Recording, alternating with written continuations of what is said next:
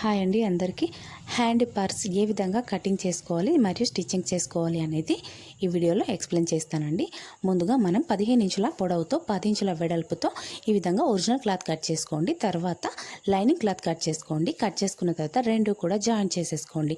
4 వైపులా కుట్టు మాత్రం అటు ఇటు జరిగిపోకుండా ఒక కుట్టు అయితే వేసేసుకోండి. కుట్టు వేసుకున్న తర్వాత మనం చేత్తో పట్టుకునే హ్యాంగింగ్స్ ఉంటాయి కదండి, చేత్తో పట్టుకోవడానికి ఇలా స్టిచెస్ అనేది వేసేసుకోవాలి. అంటే ఒక 1 ఇంచ్ వెడల్పు వచ్చే విధంగా ఇలా నాడలాగా కుట్టేసుకోండి. కుట్టేసుకున్న తర్వాత జాయిన్ చేసుకుంటే ఈజీ అవుతుందండి.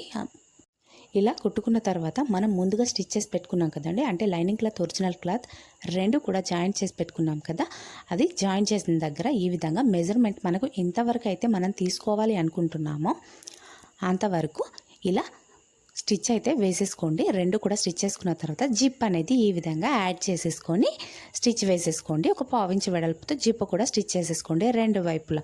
అది ఏ విధంగా అనేది నేను ఒక ఫుల్ వీడియో కింద లింక్ ఇస్తానండి. ఒక్కసారి లింక్ పైన క్లిక్ చేసి చూడండి. ఫుల్ వీడియో ఏ విధంగా డీటెయిల్గా ఎక్స్ప్లెయిన్ చేశానండి.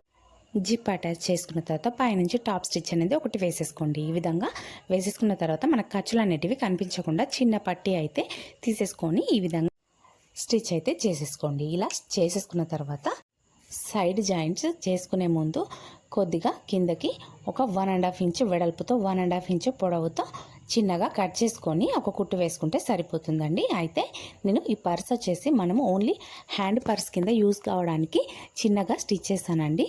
అయితే మనకు సేమ్ ప్రాసెస్లో పెద్దగా కుట్టుకునే బ్యాగ్స్ కూడా ఉంటాయండి. అంటే సైజు మన ఇష్టం. మనం ఎంత పొడవు ఎక్కువగా పెట్టుకోవాలి అని అనుకుంటే లెంత్ అనేది ఎక్కువ తీసుకోవాల్సి ఉంటుంది. పొడవు తక్కువగా పెట్టుకోవాలి అని అనుకుంటే చిన్నగా తీసుకుంటే సరిపోతుంది.